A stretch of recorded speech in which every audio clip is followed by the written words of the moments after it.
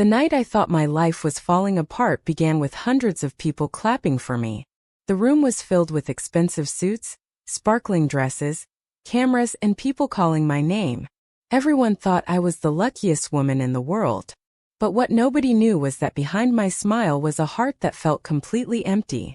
My name is Evelyn Parker, and for most of my life, I believed success could protect me from pain. I was wrong. At 56 years old, I was the founder of Parker & Stone Interiors, a company that had grown from a small home office into a nationwide business with hundreds of employees. Magazines called me a powerful woman. People described me as fearless. They said I was an inspiration. But that night, standing under the bright lights at my own company's anniversary celebration, I felt more alone than I had ever felt before. Because sometimes the loudest rooms are where loneliness becomes the hardest to hide. I looked around and saw employees laughing, couples taking pictures, friends celebrating together. Everyone had someone. Everyone seemed to belong. And I stood there holding a glass of champagne, wearing a dress that cost more than my first car, wondering why I still felt like a forgotten person in my own life. 3 hours earlier, everything had seemed perfect. The event was planned for months. It was supposed to be a celebration of everything I had built. But there was one person I desperately hoped would be there. My daughter, Lily. She and I had not spoken properly in almost 2 years. Not because we hated each other. Sometimes the deepest wounds come from people who love each other the most. Lily believed I had chosen my company over my family, and maybe in some ways she was right. When my husband left us years ago, I threw myself into work. Building my company became my way of surviving. Every late night, every missed dinner, every birthday I promised I would make up later. I told myself I was doing it for Lily. I wanted to give her a better life. But somewhere along the way, I forgot that children don't measure love by the things you provide. They measure it by the moments you are there. That evening, I had invited Lily personally. I had written her a long message. Not a business email. Not a formal apology. Just a mother admitting she missed her daughter. I told her I hoped she would come. I checked my phone every few minutes. No reply. At first, I told myself she was busy.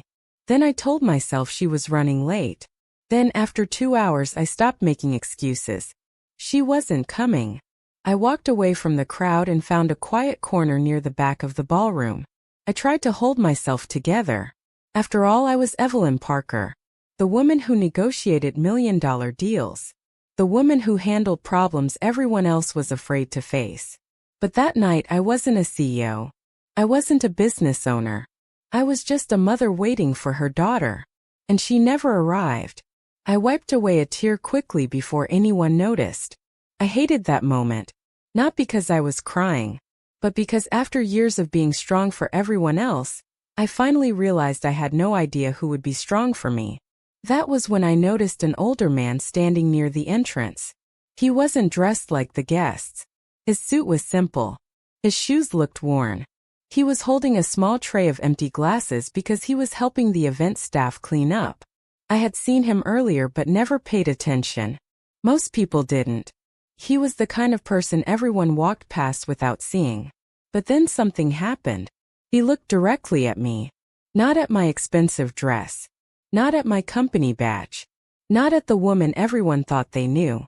He looked at me like he saw the sadness I was trying so hard to hide. He slowly walked over.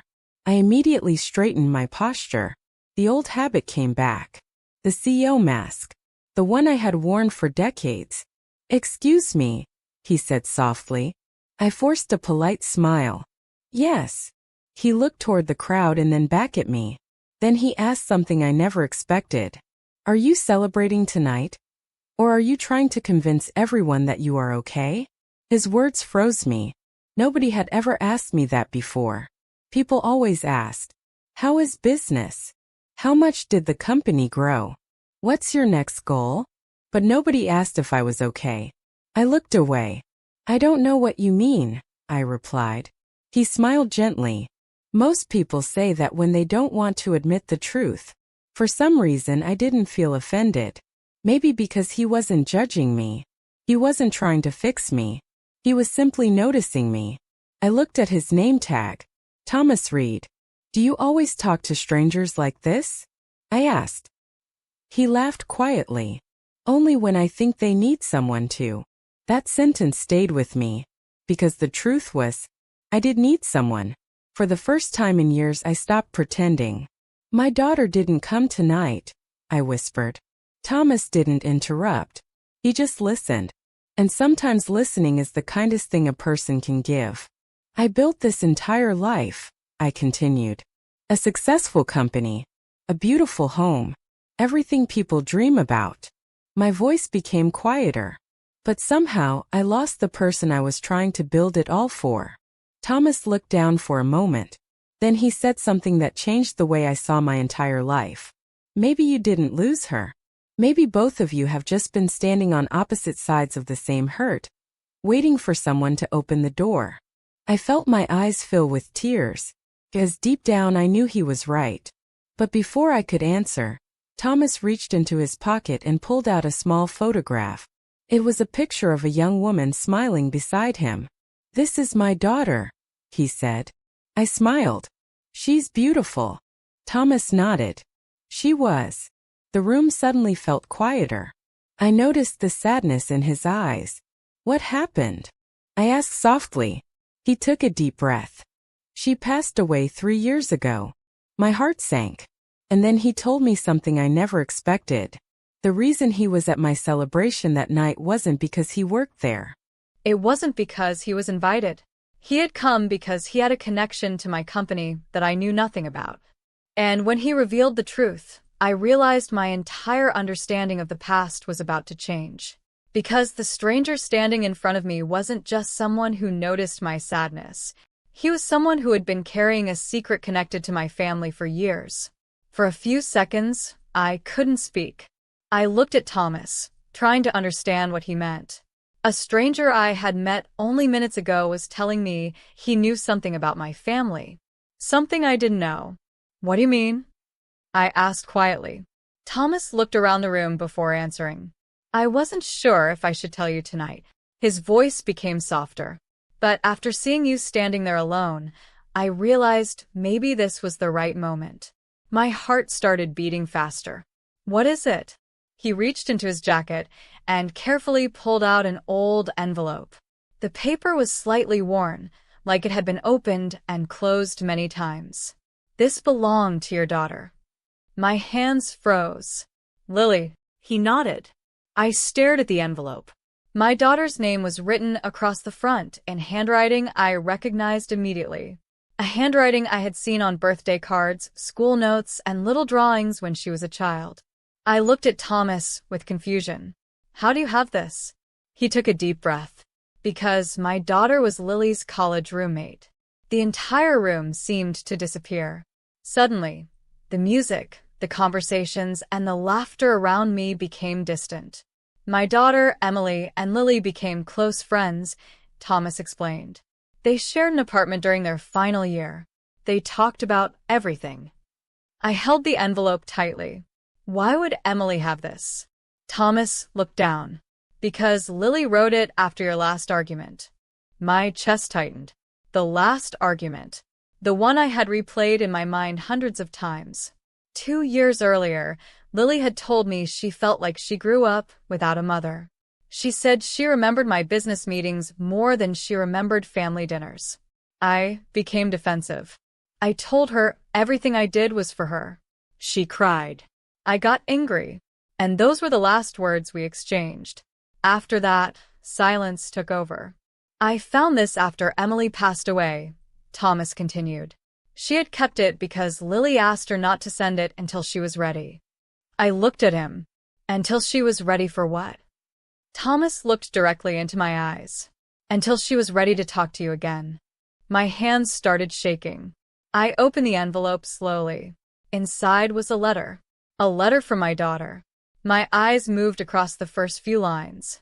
"Mom, I don't hate you." I immediately covered my mouth, because those 4 words broke something inside me. I continued reading. "I know you worked hard because you loved me. I know you were trying to give me everything you never had. But I didn't need a perfect life.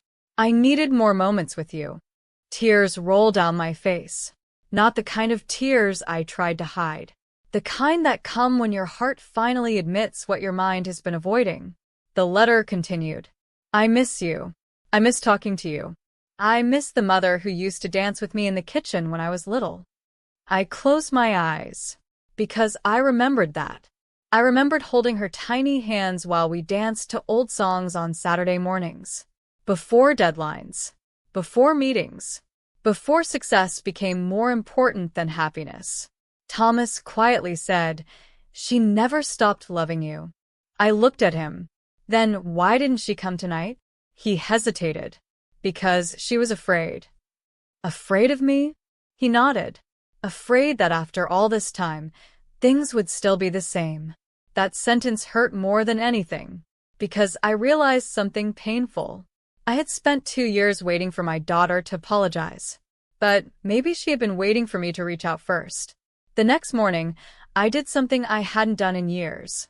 I canceled my meetings. I turned off my phone. And I drove to Lily's apartment. I didn't take flowers. I didn't take expensive gifts. I didn't prepare a speech. For once in my life, I wasn't going there as a successful woman trying to solve a problem. I was going there as a mother. When Lily opened the door, we just stared at each other. Neither of us knew what to say. Then I whispered the words I should have said years ago. I'm sorry. Her eyes filled with tears. And before I could say anything else, she hugged me. A real hug. The kind I thought I had lost forever.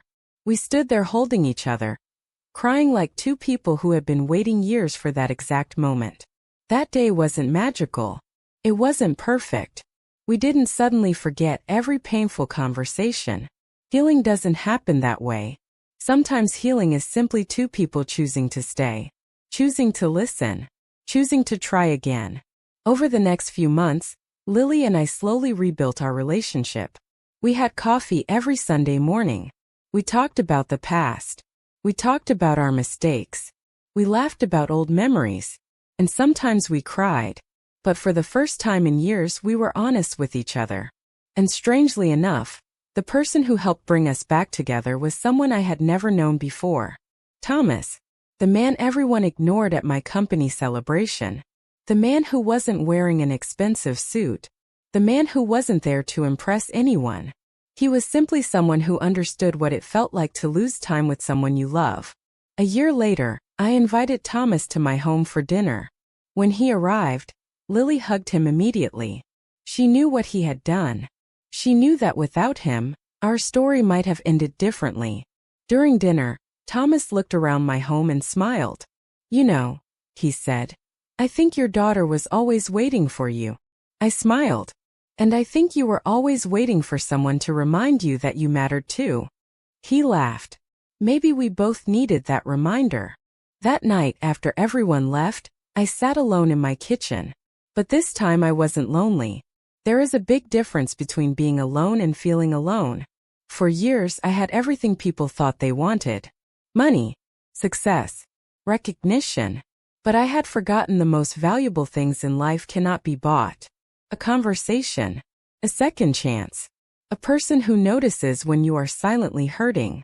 Looking back, I still think about that night. The night everyone saw me as a powerful CEO. But one stranger saw me as a human being. He didn't offer me a business solution. He didn't give me advice about success. He simply stopped long enough to ask a question. And that one moment of kindness changed everything. I learned that sometimes the people who enter our lives unexpectedly are the ones who help us find the parts of ourselves we thought were gone forever. Sometimes a closed door is not the end. Sometimes it is just making space for a better one to open. And sometimes the person who helps you find your way home isn't someone who knows your past. It's someone who understands your heart. If this story touched your heart, take a moment to like this video and share your thoughts in the comments. Tell us about a time when someone showed you unexpected kindness, because your story might inspire someone else. And if you believe that small acts of kindness can create powerful changes in people's lives, subscribe to our channel and stay connected for more emotional stories filled with hope, love, and life lessons. Thank you for spending these moments with us. Remember, Kindness costs nothing, but sometimes it becomes the greatest gift someone ever receives. Take care of yourself, and we will see you in the next story. Have a good day.